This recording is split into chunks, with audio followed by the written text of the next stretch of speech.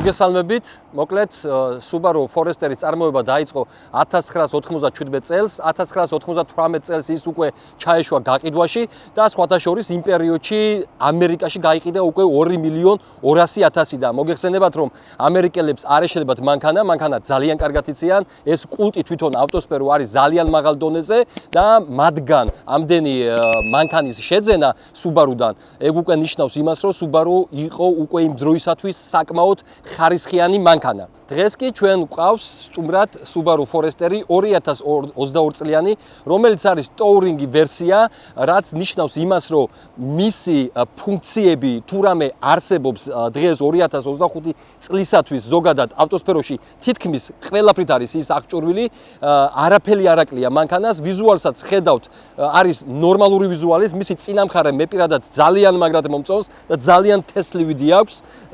მოკლედ ესე იგი ჩვენ ვატარეთ ეგ მანქანა ტრასაზე, ასევე ტრასის გვერდით გადავედით, სადაც მაგარი ტალახი იყო, მიუხედავად იმისა, რომ ზაფხულის საბურავები აქვს. აი მანქანა არ გაჩერებულა და ძალიან კარგად იარა. ნუ ვიცით ეხა ჩვენ პრინციპში მისი 4/4-ზე წამყვანი თუ რამდენად ხარისხიანად და კარგად მუშაობს, აბსოლუტურად დაბრკოლება მას არ ქონია და მომეწონა სიარულში, როგორც უგზოობაში, ასევე ტრასაზე. ის არის ძალიან კომფორტული, ძალიან რბილი, მიუხედავად იმისა, რომ მას აქვს ხისტი დაკიდება, მანევრიც კი ჯიპთან შედარებით აქვს ძალიან კარგი, არ შეგეშინდებათ ამით დაახლოებით 120 სიჩქარით რომ შეხვიდეთ მოსახვევში, რომ ან ამობრუნდებით, ან რაღაც დისკომფორტი განიცადოთ, არავითარ შემთხვევაში საკმაოდ კომფორტულად შედის. მოკლედ, მე ამ მანქანაზე რა შემიძლია რომ გითხრათ, თუ გაქვთ სურვილი რომ ყავდეთ მაღალი გამოვლობის მანქანა და თან ქალაქშიც კარგად მოიხმაროთ და კომფორტიც ასე ვთქვათ კონდეს მას და კომბინირებულად ეგ ყველაფერი იყოს შეთავსებადი, მე გირჩევდით რომ იყიდოთ Subaru Forester-ის აი ზუსტად ეს მოდელი, რომელიც არის ძალიან მაგარი მანქანა. ეხლა გადავიდეთ და უკანა მხარე, უკანა ვიზუალი ამ მანქანის გაჩვენოთ და გეტყვით რა მომწონს და რა არ მომწონს. აუ შეხედე ბიჭო როგორ აქვს დანაგვიანებული რა. ამას ვინც აკეთებთ მაგარი სირები ხართ რა. რა შეეხება უკანა ვიზუალს, აი მე მომწონს ძალიან ამ მანქანის, აი ეს დამატება, ეს ბთა ძალიან ლამაზი არის და ჯიპს უხდება, მით უმეტეს ასე ვთქვათ, ამ დიზაინს, რაც აქვს მოყვანილობა უკანა მხარე, ამ Forester-ს ძალიან ლამაზი არის. ყოველთვის ვამბობდი მე, რომ აი ამ მოდელის, აი ეს ფარები ძალიან არ მომწონს.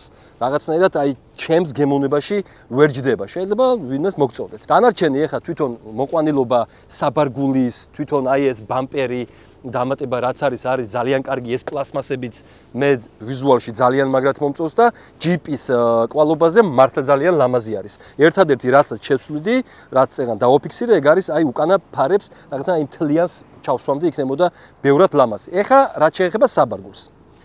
საბარგული არის საკმაოდ საინტერესო და კომფორტული არის, თავისთვის შეგიძლია რომ გაიღოს, თავისთვის შეუძლია რომ დაიკეტოს. ავტომატური გაგება ქვია მაგას. მადლობა საბა. აი ამას ქვია ავტომატური გაღება და ავტომატური დაკეტვა. და ხედავთ მეგობრებო, შიგნითაც გვაქვს ნორმალური ფართი და სადმე ოჯახით როცა მივდივართ, ბარგი მშვენივრად დალაგდება, ასევე აქვს ზემოდან დამატება ამ მანქანას და შეგვიძლია ზემოთაც თავისთავად რაღაც განვათავსოთ და მოგვეხმარება მოკლედ ბარგის გადატანა ან გადმოტანაში. დაკეტვაც რა თქმა უნდა გვაქვს ავტომატური და ეს ძალიან კომფორტი არის სხვადასხვა ამ მანქანაში. უკანა ხედვის კამერები რო გვაქვს და შიგნით რო 1000 მილიონი ფუნქცია რო არის და რომ იმახსოვრებს მოკლედ სავარძელი პატრონის ესე ვთქვათ მდგომარეობას, ნუ უკვე არც არის საჭირო ამ ყველაფერზე საუბარი, მე წეგან აღვნიშნა ვთქვი 2025 წლისათვის რაც კი შეიძლება მანქანას გააჩნდეს ფუნქციებში, აბსოლუტურად ყველაფერი აქვს ამ მანქანას და მაგიტომაც მე გირჩევთ, სხვადასხვა ეს მანქანა იყიდება, ჩვენი მეგობარი იკასი არის, აქ დაეწერება ნომერი, შეგიძლიათ დაუკავშირდეთ დაინტერესების შემთხვევაში და ეს მანქანა შეიძინოთ. მე გირჩევთ, მცირე დაზიანებით არის ჩამოსული. რაც შეეხება ინტერიერს, მოდით აბა შევაფასოთ და ვნახოთ.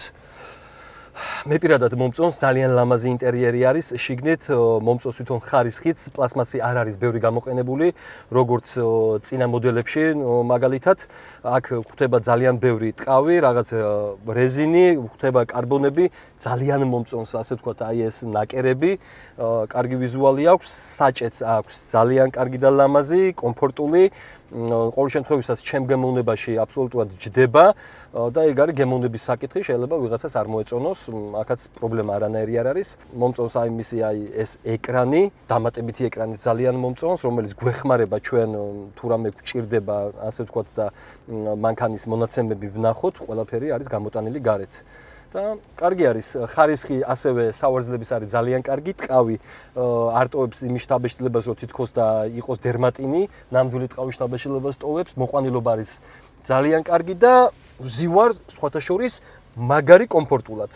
ჯერ ისედაც ამ მანქანას მე აღვნიშნე და ვთქვი, რომ ჯიპთან შედარებით ძალიან კარგი მანევრი აქვს და პლუს კიდე მოსახვევებში გვეხმარება, ესე იგი სავარძელი, აი ეს ამოწეული ფორმები იმაში, რომ ჩვენ დისკომფორტი არ ვიგრძნოთ და პირიქით კომფორტულად ვიაროთ. მოკლედ ამ მანქანას მე შევაფასებდი საკმაოდ მაღალი ქულებით და კიდევ ერთხელ გავმეორდები და გეტყვით თუ გინდათ მაღალი გამავლობის მანქანა, რომელიც გამოგადგებათ ასევე ქალაქში, შეიძინოთ Subaru Forester 2002 წლიანი.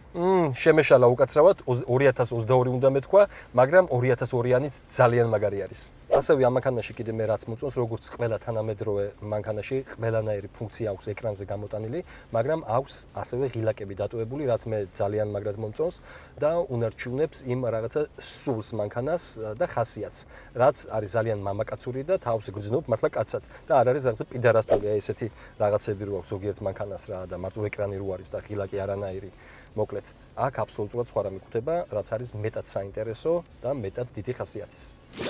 ეს იყო ჩვენი მოკლე ტესტ-დრაივი ამ მანქანის დაგემშვიდობებით და არ დაგავიწყდეთ აუცილებლად გამოიწერეთ ჩვენი არხი და დაალაიქეთ ვიდეო.